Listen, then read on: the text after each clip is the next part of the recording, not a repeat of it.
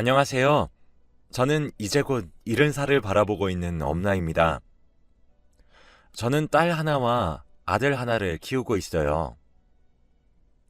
지금은 엊그제만 해도 기어다니던 아기였던 것 같은데 딸아이는 이미 결혼을 했고 아들이 결혼을 앞두고 있습니다. 그래서 그런지 옛날 생각도 많이 나네요. 사실 제 아들은 파혼을 한 번 했어요. 벌써 파혼한 지 2년이나 되었네요. 그때는 정말 아들이 하루하루 말라가고 그러는 모습에 정말 마음이 아팠고 슬펐었죠. 그런데 저희 가족이 겪었던 그 일은 정말 참 다시 생각해도 기가 막힌 이야기인 것 같네요. 이미 오래전에 일어난 일이었고 지나간 이야기지만 이렇게 한번 사연을 보내면서 연락을 드리게 되었습니다. 저와 남편은 맞벌이 부부였습니다. 저희 부부에게는 시댁이 없어요. 남편이 어렸을 때 시아버님께서 사고로, 시어머님께서는 남편이 청년이 되었을 때 병으로 두 분 다 돌아가셨고 남편은 외동이라 아무도 없죠. 그래서 제 친정 부모님을 자신의 부모라 여겼습니다. 그래서 그런지 저희 부부는 결혼을 하고 딸아이를 출산하고 나서 저희 친정 식구들과 함께 살았어요. 다행히 저도 외동이라 부모님이 저를 결혼시킨 이후 빈자리를 많이 느끼기도 했고 남편 또한 자신이 못다한 효를 다해보고 싶다며 흔쾌히 받아들여 주었어요. 사실 그런 다른 부분들의 문제도 있었지만 딸아이를 육아하는 데에 있어서 친정 부모님의 손을 빌린 것과 마찬가지입니다. 저와 남편은 맞벌이 부부였거든요. 뒤이어 아들도 하나 낳게 되었고 아이들은 무척 잘 자라주었습니다. 저희 속 한번 썩이지도 않고 말도 참 잘 들었어요. 저희 아이들은 갓난아기 시절부터 주위에서 왜 이렇게 순하냐는 등 이렇게 순하고 참한 아기는 난생 처음 본다며 칭찬도 많이 받았었거든요. 남들 다 오는 사춘기도 무난하게 지나갔고 자기네들끼리 우애도 좋았어요. 딸과 아들 모두 저희 손길을 많이 타면서 자라진 않았는데도 정말 잘 자라주었죠. 둘 다 대학을 졸업하고 곧잘 취업에 성공하기도 했습니다. 누가 남매 아니랄까봐 딸과 아들에게 공통점이 하나 있었어요. 그건 바로 대학교에 가서 처음 연인을 만들었단 거였죠. 근데 이게 왜 공통점이라고 한 거냐면 딸과 아들 둘 다 처음 만든 연인이었고 둘 다 아주 오랜 기간을 연애했습니다. 먼저 딸아이는 대학교 3학년 시절에 만나게 되었는데 그렇게 7년 정도를 연애를 하고 나서 나이 30살이 되기 전에 결혼을 했습니다. 사실 저와 남편도 딸아이의 남자친구가 종종 왕래하고 그러다 보니 이미 아들 같은 존재가 되었었죠. 그래서 결혼도 손쉽게 허락을 해주었어요. 지금도 딸네 부부는 알콩달콩 연애하듯 아주 잘 살고 있습니다. 반면 아들에겐 정말 믿기 힘든 일이 벌어지게 되어버렸어요. 아들도 대학교에 입학을 한 이후로는 여자는 만나지도 않으며 살더니 군대를 갔다 온 뒤에 여자친구를 하나 만들었다 하더라고요. 착하고 좋은 사람이라는 소리에 그러냐 하며 가볍게 대꾸를 하고 말았죠. 아들도 여자친구에 대해 이야기를 자주 해주지는 않았습니다. 그런데 그렇게 시간이 점점 흘렀고 정말 오랜 시간 동안 만남을 이어가더군요. 아들의 여자친구는 현주라는 귀여운 여자아이였어요. 처음엔 소꿉장난하듯이 장난도 치고 그러는 모습이 귀여웠었는데 점점 둘의 사랑이 깊어지는 것이 느껴졌습니다. 그렇게 현주와 아들이 연애한 지 4년 정도 되었을까요? 저희 딸아이가 결혼식을 올렸습니다. 현주도 딸아이의 결혼식에 와서 저희 집안 식구들에게 얼굴 도장도 쾅쾅 찍더군요. 그때부터 현주가 저희에게 점점 다가오기도 했어요. 처음엔 종종 저희 집으로 저희 아들과 함께 놀러 오는 정도에 그쳤었는데, 나중엔 아들 없이도 저희 집에 놀러와 저와 수다도 떨고 그러기도 했습니다. 현주는 참 싹싹한 아이였고 애교도 많아서 마치 저희 부부에게는 둘째 딸이 생긴 듯 했죠. 오죽하면 제 친딸아이가 엄마는 나야 현주야? 하며 우스갯소리로 물어보기도 할 정도였거든요. 딸아이의 결혼식을 시작으로 현주가 저희 집안이랑 뭔가 본격적으로 왕래를 하기 시작하는 것 같았고, 저희 집에서도 그런 현주가 싫지 않았습니다.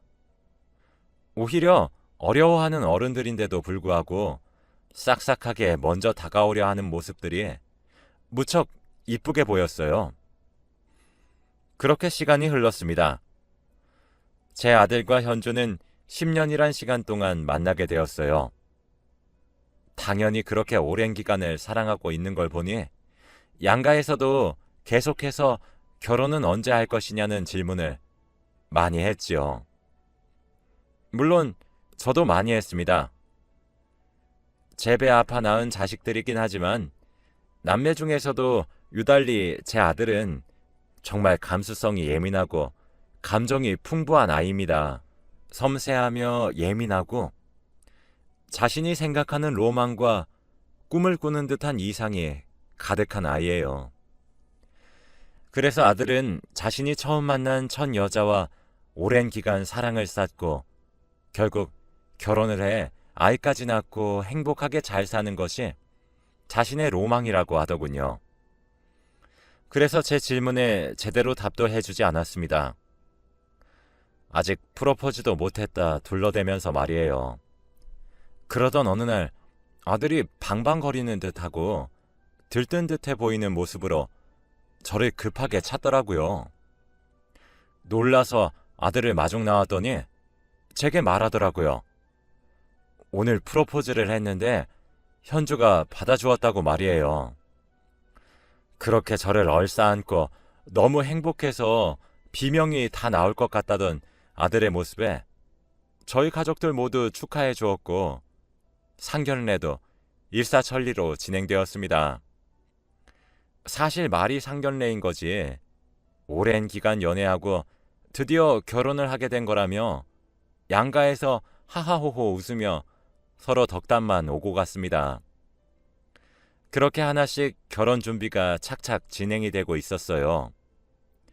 신혼집에 계약금을 걸었고 혼수품들을 미리 받으며 결제까지 했죠. 계약할 신혼집에 그대로 배달만 오면 되는 상태였습니다.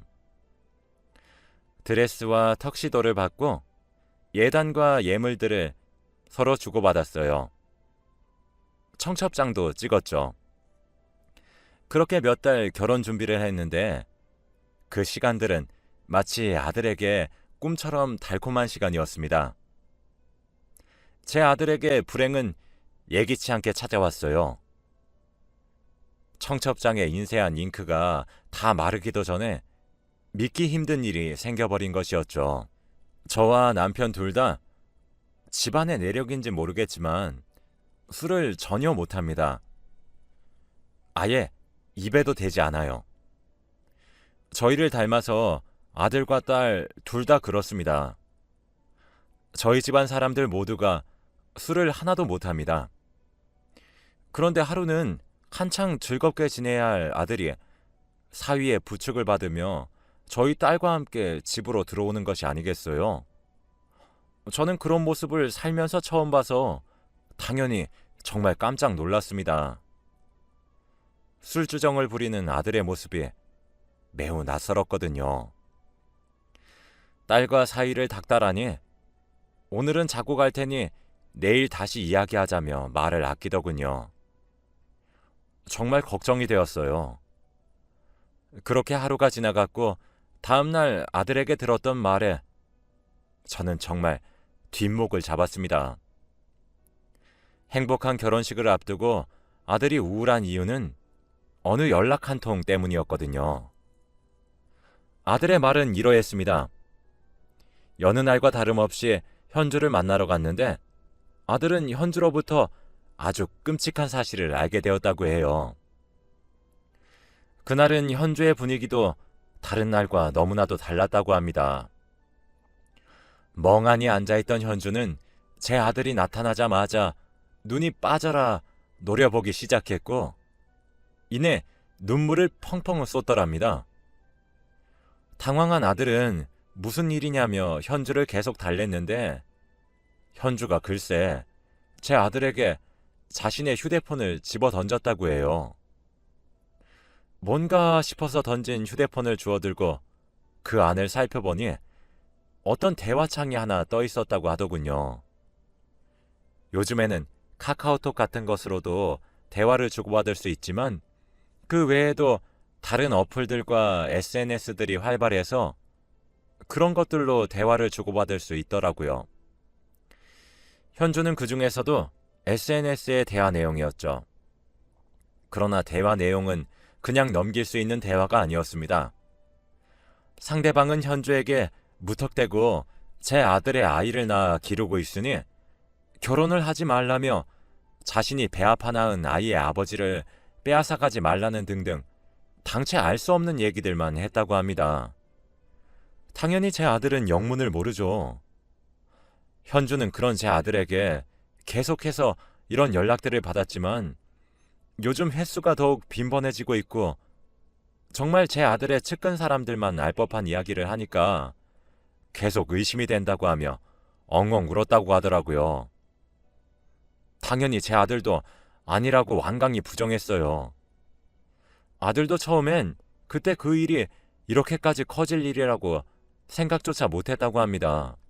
그런데 현주가 제 아들에게 털어놓은 그날 이후부터 점점 협박과 저주의 강도가 커졌습니다. 아이 아버지를 빼앗아가고 얼마나 잘 사는지 보겠다는 등 현주를 향한 독서를 상대는 서슴지 않더군요. 하지만 제 아들은 억울했습니다. 제 아들은 정말 한눈을 팔지 않았다고 전 정말 믿었거든요. 점점 심해지는 협박성 발언들과 빈번해지는 횟수에 아들은 점차 말라가기 시작했어요. 처음에는 저게 다 거짓말이라 부정했고 당연히 현주에게 설명을 했기에 별 문제가 되지 않겠다고 생각했고 누군가의 짓궂은 장난이겠다 싶었습니다. 하지만 점점 더 잦은 빈도수로 현주에게 오는 연락과 그 안에 담긴 메시지들은 무시할 수 없는 수준이 되어버렸다고 해요. 당연히 제 아들도 범인을 찾으려고 사방팔방으로 알아보고 노력했다고 합니다. 하지만 누군지 특정할 수도 없었고 현주에게 메시지를 보내는 사람의 SNS 계정에 들어가도 아무런 게시글도 흔적도 남겨져 있지 않았다고 해요. 오로지 현주에게 연락을 하기 위해 만든 아이디처럼 말이죠. 결국 저희 예비 사돈댁의 귀에까지 그 이야기가 들어가게 되었습니다. 당연히 저희들 모두 죄를 짓지 않은 아들까지 면목이 없더군요. 그간 현주와 주고받은 대화들을 프린트해왔길래 읽었더니 솔직히 저도 조금의 의심은 들었습니다. 여러 차례 아들에게 진짜 아니냐고 되물어볼 정도였으니까요. 근데 그게 또 정말 그럴 수밖에 없었던 것이 제 아들을 믿지 못한다는 것이 아니라 정말 측근이 아니라면 알 수 없는 얘기들까지 자세하게 나누고 있더군요. 예를 들자면 아들이 이직 준비를 하는 것 등등 말이죠. 아들은 점점 피폐해져 갔습니다.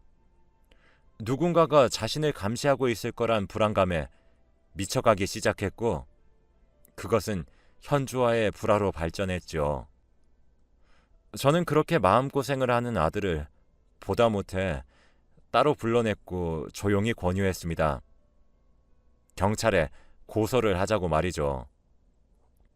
짓궂은 장난의 수준은 이미 도를 넘은 지 오래되었고 그 일로 인해 아들이 파혼을 한 해 만에 하고 있으니 차라리 고소를 해서 범인을 잡자 싶더군요. 현준의 부모님들도 처음엔 제 아들을 믿었지만 나중엔 아니 어떻게 생활을 했기에 결혼을 앞두고 이런 소리가 나돌 정도입니까? 라며 불쾌해하셨거든요. 아들은 제 말이 맞는 것 같다고 바로 동의를 했고 저는 이 고소 사실을 아무에게도 알리지 말라고 수차례 말했어요. 현주에게도 비밀로 하고 엄마인 저랑 당사자인 아들만 알고 있기로 했죠. 당연히 범인은 잡히지 않았고 그럼에도 불구하고 지속적으로 오는 메시지들에 결국 아들의 결혼은 미뤄졌습니다. 사실 파혼을 바라보는 것과 다를 바가 없을 정도였어요. 그런데 더 충격적인 일은 뭐였는지 아시나요? 조금 오랜 기간이 걸리긴 했지만 결국 경찰에서 용의자를 특정할 수 있었습니다. 계정을 추적했죠. 현주에게 그런 허위 사실들이 가득 담긴 메시지들을 폭탄처럼 보냈던 사람은 저희가 잘 알고 있는 사람이었어요. 그 사람은 바로 현주였습니다. 처음엔 그 모든 결과들이 믿기지가 않았어요. 저희 앞에서 눈물을 흘리며 호소하고 불안에 떨면서 더 이상 제 아들을 신뢰할 수 있을지 없을지 모르겠다며 흔들리는 모습을 보여줬던 사람이 바로 그 현주가 범인이란 사실을 말이죠. 전 정말 참을 수 없을 정도의 커다란 분노를 느끼게 되었고 그 길로 아들을 데리고 현준의 집으로 밀고 들어갔습니다. 마침 주말이라 현준의 가족들 모두가 모여있더군요. 현준은 갑작스런 저희 모자의 방문에 놀란 건지 두 눈이 휘둥그레져 있었어요. 저는 현주를 보자마자 물었습니다. 너였니? 라고요. 현주는 영문도 모르겠다는 듯 갑자기 무슨 소리를 하시는 거예요, 어머님? 이라고 했고 그들의 부모들도 오히려 저를 타박하는 듯한 눈길로 쳐다보더군요. 사돈, 저도 아들 가진 부모여서 사돈댁들 마음을 이해하려고 노력했어요. 결혼을 조금 오랜 기간 미루게 되더라도 불쾌한 일이 있으니 딸 가진 부모 마음이 오죽할까 싶어서 참았습니다. 다 이해했다고요. 그런데 이게 뭡니까? 사돈댁도 아시고 저희에게 그러신 겁니까? 현주가 받았던 그 메시지들 전부 현주가 보낸 거잖아요. 라고 말했고 한참을 씩씩거렸습니다. 그렇게 난동을 피우는 사이 아들이 제 남편과 딸네 부부에게 연락했는지 사돈댁으로 다 찾아왔더군요. 저는 거기에 그치지 않고 이 결혼 없자고 할 때 내가 불안해서 우리 아들을 설득하면서까지 너랑 나만 둘이 알고 말자며 경찰에 고소했습니다. 만약 이렇게 혼인이 파탄이 나게 되면 위자료 청구도 할 예정이었고요. 어떤 뻔뻔한 낯짝을 들고 있기에 우리 귀한 아들을 괴롭게 만드나 싶어서 내가 고소했어요. 그런데 뭐? 자작극? 이라며 화를 냈어요. 전 얼어붙은 현주에게 너 지금 똑바로 설명 못하겠니? 정말 고소장이 네 앞으로 날아가야 정신 차릴 거야? 라며 언성을 높였습니다. 그런데 갑자기 현주가 무릎을 꿇고 손을 싹싹 빌면서 잘못했다고 얘기를 하더군요. 현주의 말은 그랬습니다. 오랜 기간 만났지만 결혼까진 생각이 없었다고 해요. 아직 이르다는 생각이 들어 결혼을 더 미루고 싶었지만 양가의 압박도 있고 마침 그때 제 아들이 프로포즈를 했고 그걸 받아들였기에 더 이상 미룰 수가 없었다고 하더군요. 그래도 결혼 준비를 천천히 진행하면서 기회만 엿보고 있었는데 준비되었다는 듯 결혼 준비들도 착착 빠르게 되어가니 정말 이대로 결혼할까 불안했답니다. 주위에서 결혼을 해야 된다는 분위기를 조성하고 몰아가자 자신은 아직 더 놀고 싶고 다른 사람들도 만나고 싶었는데 이미 겹치는 지인들이 지천에 널려 있고 주변 기대에 부응하기엔 너무 힘들고 지쳤대요. 그런데 자신이 솔직하게 말을 하면서 헤어질 생각은 없었답니다. 자신이 그러면 욕이란 욕은 다 먹어야 될 것 같은 마음에 말이에요. 그리고 이미 계약한 것들과 예약한 결혼식 준비들을 파토내기 위해서 위약금을 물어야 했는데 그건 또 본인이 책임지기 싫었다고 하더군요. 그래서 신뢰를 근거로 들며 파혼을 하기 위해 종용했다고 합니다. 당연히 저희 가족 모두 입이 떡 벌어질 정도였죠. 무슨 사이코도 아니고. 현주는 그런 것들로 고소를 할 거란 생각은 못했던 거였습니다. 그렇게 착하고 싹싹한 얼굴 뒤에 그런 이기적인 면모가 숨어 있을 줄이야. 당연히 그날 이후 결혼은 파토가 났고 어쩌면 사돈댁이 되었을 사람들은 저희 집 사람들에게 허리를 숙여 사죄했지요. 당연히 결혼이 파토난 것에 대한 위약금은 그들이 담당하기로 했습니다.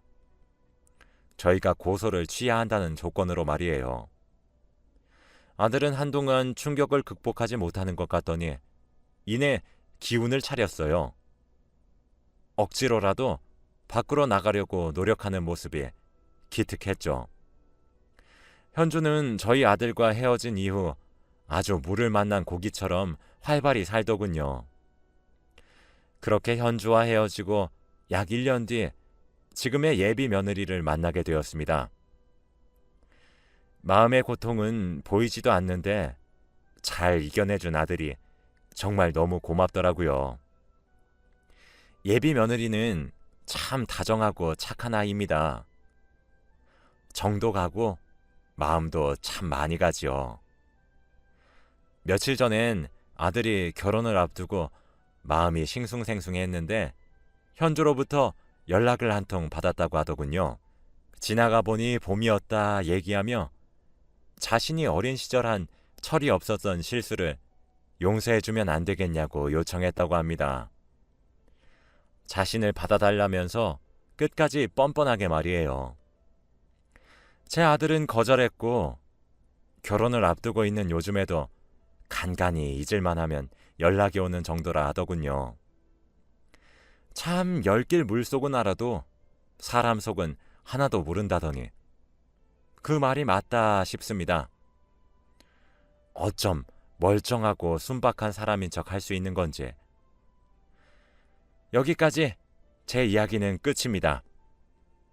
제가 이 이야기를 하면서 여러분께 말씀드리고 싶은 점은 딱 하나예요. 사람을 너무 믿지 마셨으면 좋겠습니다. 그럼 제 이야기 들어주셔서 너무